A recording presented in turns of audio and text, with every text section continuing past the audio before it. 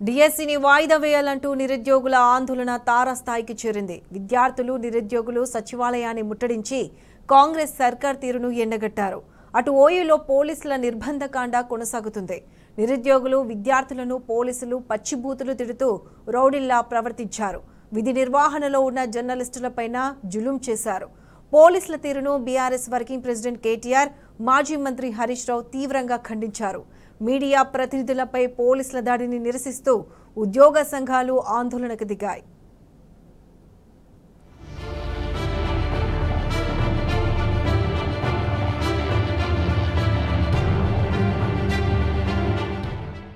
డిఎస్సిని వాయిదా వేయాలని, పోస్టుల సంఖ్య పెంచాలని నిరుద్యోగులు, విద్యార్థుల ఆందోళనలు కొనసాగుతున్నాయి.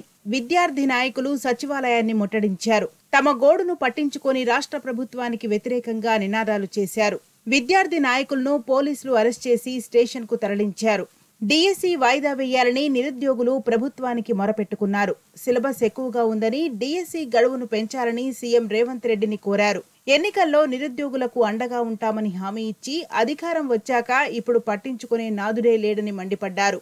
కరీంనగర్ కు చెందిన భార్యాభర్తలిద్దరూ ప్రైవేట్ టీచర్లు. డిఎస్సి కోసమని ఉద్యోగాలకు రాజీనామా చేశారు. ఇద్దరు టెట్ క్వాలిఫై అయ్యారు. అయితే అంతలోనే రాష్ట్ర ప్రభుత్వం డిఎస్సి పరీక్షల షెడ్యూల్ రిలీజ్ చేసింది.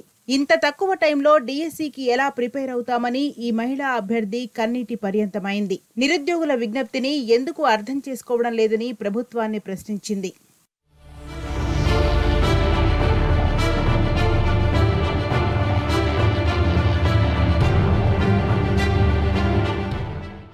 నిరుద్యోగులపై రేవంత్ సర్కార్ కక్ష సాధింపు చర్యలు కొనసాగుతున్నాయి.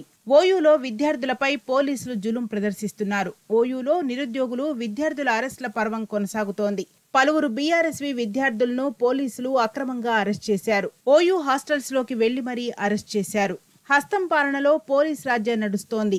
ఉస్మానియా యూనివర్సిటీలోని ఆర్ట్స్ కాలేజీ ఆవరణలో ఖాకీల జులుం మితిమీరింది. శాంతియుతంగా నిరసన తెలుపుతున్న బీఆర్ఎస్వి నేతలపై పోలీసులు గూండాయిజం చేశారు. పచ్చి బూతులు తిడుతూ రౌడీల్లా ప్రవర్తించారు. ఇష్టానుసారం దాడి చేస్తూ కాళ్లతో తన్నుతూ గులాబీ నేతలను లాక్కెళ్లారు. ఈ సందర్భంగా విధి నిర్వహణలో ఉన్న జర్నలిస్టులపైన పోలీసులు ప్రతాపం చూపారు.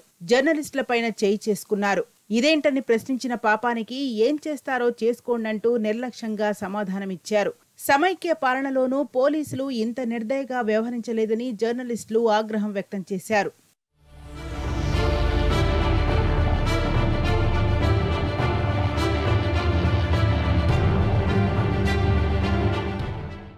ఉస్మానియా యూనివర్సిటీలో అక్రమ అరెస్టులపై బీఆర్ఎస్ వర్కింగ్ ప్రెసిడెంట్ కేటీఆర్ తీవ్రంగా మండిపడ్డారు.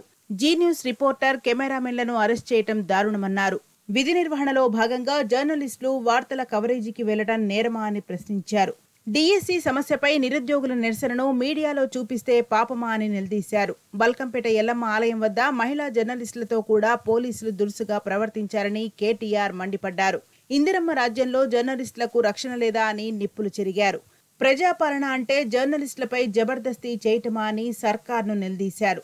జర్నలిస్టుల పట్ల పోలీసుల వైఖరిని కేటీఆర్ తీవ్రంగా ఖండించారు. ప్రజాస్వామ్యంలో పత్రికా స్వేచ్ఛను హరిస్తే సహించే ప్రసక్తే లేదని హెచ్చరించారు.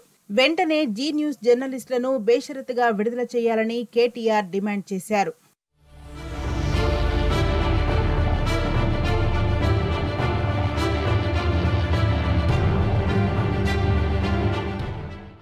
ఉస్మానియా యూనివర్సిటీ సాక్షిగా జర్నలిస్టుల పట్ల పోలీసులు వ్యవహరించిన తీరును మాజీ మంత్రి హరీష్ రావు తీవ్రంగా ఖండించారు. డిఎస్సి అభ్యర్థులు, నిరుద్యోగులు తమ డిమాండ్లు పరిష్కరించాలని కోరుతూ నిరసనలు తెలియజేస్తుంటే విధి నిర్వహణలో భాగంగా ఆ వార్తలు కవర్ చేయడమే జర్నలిస్టులు చేసిన తప్ప అని ప్రశ్నించారు. జర్నలిస్టులను అరెస్ట్ చేయటం, బలవంతంగా పోలీస్ స్టేషన్ కు తరలించటం మీడియా హక్కును, స్వేచ్ఛను కాలరాయడమేనని స్పష్టం చేశారు. జర్నలిస్టుల పట్ల అనుసరిస్తున్న నిరంకుశ వైఖరిని మార్చుకోవాలని ప్రభుత్వాన్ని హెచ్చరించారు. అదుపులోకి తీసుకున్న జర్నలిస్టులను తక్షణమే విడుదల చేయాలని హరీష్ రావు డిమాండ్ చేశారు.